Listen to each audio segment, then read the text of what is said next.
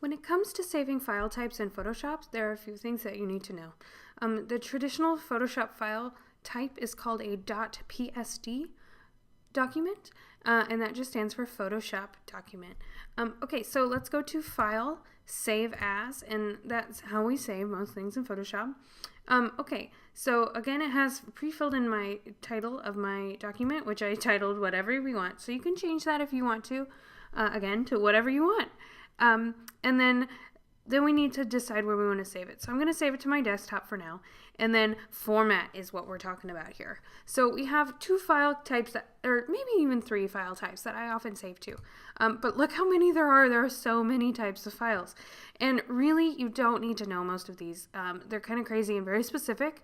Again, I don't use most of them. I don't even know what half of them are. So it's up to you to explore and figure out which ones you like. Okay, so for instance, Photoshop is the default. That's going to save your file as a .psd. You can see that right up there. So the other two that I like to save to are JPEG, which is just a flat image. And the nice thing about that is that if you save a JPEG, anyone who doesn't have Photoshop can open that up and take a look at it, which is great. But the problem is that you definitely want to make sure that you save a Photoshop type of document at least once, because otherwise you can't open it back up in Photoshop and edit again.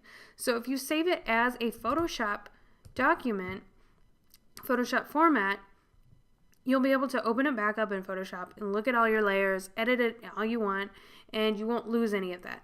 But if you don't do this at all and you just go straight for a JPEG, you're going to not be able to update that ever again in Photoshop, and it's going to be a real pain. So I like to first of all save it as a Photoshop file first, and then save it again as a JPEG. The third file type that I like to save is a PDF. You're probably all familiar with PDF files. They're really great, and they usually look very clean and crisp. And again, most people can open and take a look at PDF files, and they're quite nice. So those are the three file types that I like to save to: TIFF, PNG. Those are also different image types that anybody can take a look at and see, and those are all great too. But I would highly recommend saving as a Photoshop file first, and then going in and saving as JPEG or a PDF. So let's go to JPEG, and then we can save, and you can see here that we have some options with saving as JPEGs. You can make it the quality, you can turn it up to really maximum and have it be really great quality. You can see it's 65.9 in file size. Or we can go and scroll it down to small file. You can see it went all the way down to 30.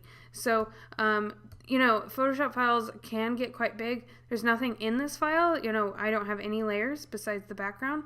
So the file type is very small. Once you start getting into megabytes or even gigabytes, it's huge. But right now we're just on case, so it's not a big deal. This isn't a very big file size, so I would go ahead and save it as maximum. And it's up to you to kind of play with this a little bit.